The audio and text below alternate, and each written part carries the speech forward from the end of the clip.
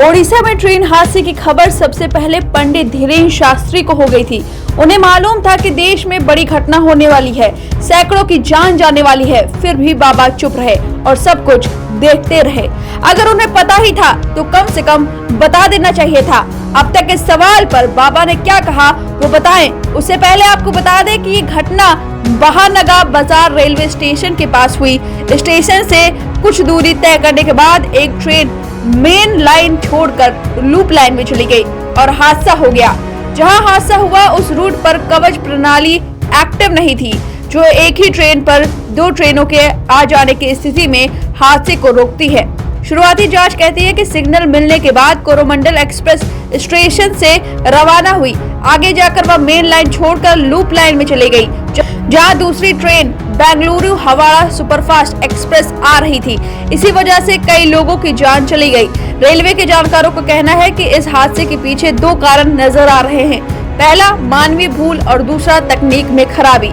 इस हादसे के पीछे तकनीक में खराबी को अब तक बड़ी वजह मानी जा रही है। जब हादसा हुआ उस दौरान अगर सिग्नल सिस्टम दुरुस्त होते तो कोरोमंडल एक्सप्रेस को रोका जा सकता था। दरअसल ड्राइवर ट्रेन को कंट्रोल रूम के निर्देश पर चलाता है और कंट्रोल रूम में निर्देश पटरियों पर ट्रैफिक को देखकर किया जाता है। ऐसे में हादसे की जानकारी भी कंट्रोल रूम के पास पहुंचने का अनुमान है। हालांकि यह जानकारी कंट्रोल रूम तक कितनी देर में पहुंचती है या हादसा को रोकने में कितना बड़ा फैक्टर हो सकता है, ये जांच का विषय है। फिलहाल अब चलिए आपको बताते हैं बाबा धीरेन्द्र शास्त्री, जिन्हें सब कुछ पता था कि क्या होने वाला है, फिर भी वो चुप रहे। अब आप उन्हीं से सुनिए कि उन्होंने ओडिशा रेल हादसे पर क्या कुछ कहा। जो खबर मिली, बड़ी विचित्र घटना घटी है।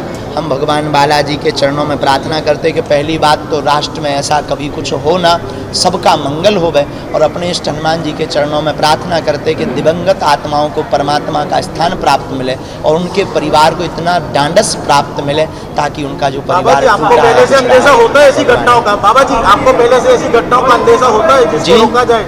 ऐसी घटना ट्रेन हादसे प्रायः राष्ट्र हितैषी विश्व हितैषी संकेतों का अनुभव होता है, उसके लिए मंगल कामना करते। लेकिन एक बात सुनो, पता होना अलग है, टालना बहुत अलग है। भगवान कृष्ण को भी पता था कि महाभारत होगा, पर टाल नहीं पाए। अब बाबा के इस बयान पर आपकी क्या राय है, हमें कमेंट करके जरूर बताएं।